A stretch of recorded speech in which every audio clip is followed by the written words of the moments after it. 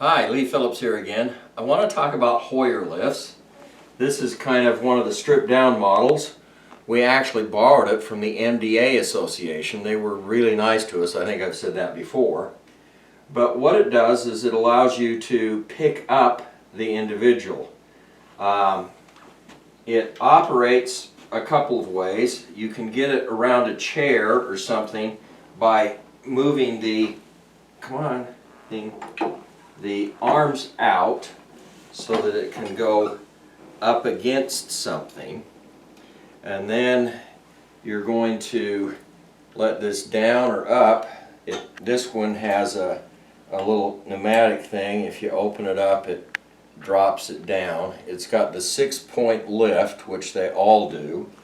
I got another one of these exact same bars for the crane that I made. This one hooks on to the arm. I had a problem getting it to hook onto the crane. I told you how I figured that out. But you bring it up, put it in, and then you can lift the individual up. We only used it a couple of times because we used the crane. A couple of times I went down with Christy. She tripped. In both cases I had a hold of her so she didn't just face plant or anything, and I kind of went down with her and held her up. But it's really hard to pick her up once she's on the ground. So you put the sling under her, and we've talked about the slings before.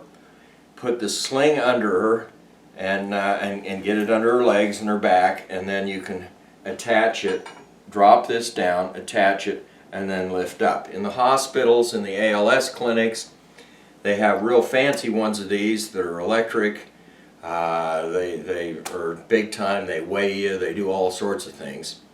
But this little Hoyer lift is something that if you can get one, I would certainly get one. Borrow one from the ALS Association or the MDA. We're going to get this one back to them shortly. And have it. You may use it as the only means of picking the individual up, or if you're like I am, I had the crane that I made, and I use this just in case of emergency. You can wheel it around the house. It'll bring the legs together, and now it'll go through the doors pretty good, and you can get it anywhere in the house that you want it to. So the Hoyer lifts, I never knew about a Hoyer lift.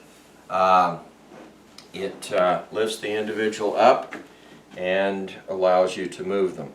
One of the biggest problems with care for an ALS patient or a paralyzed patient, even an Alzheimer's patient, is I know a lot of people who've ruined their back trying to lift their spouse. And I tried to be very careful.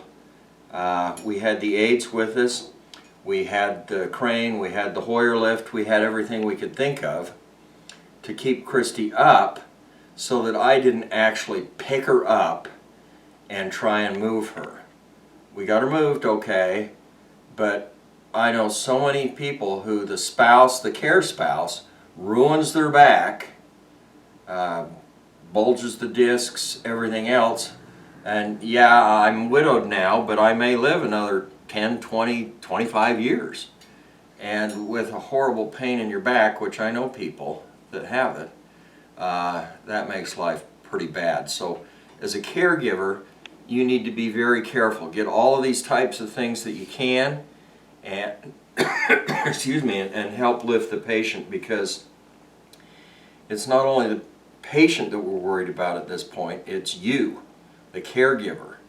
Don't hurt yourself. Try and get all the help you can so that you don't hurt yourself and pay the price for the rest of your life.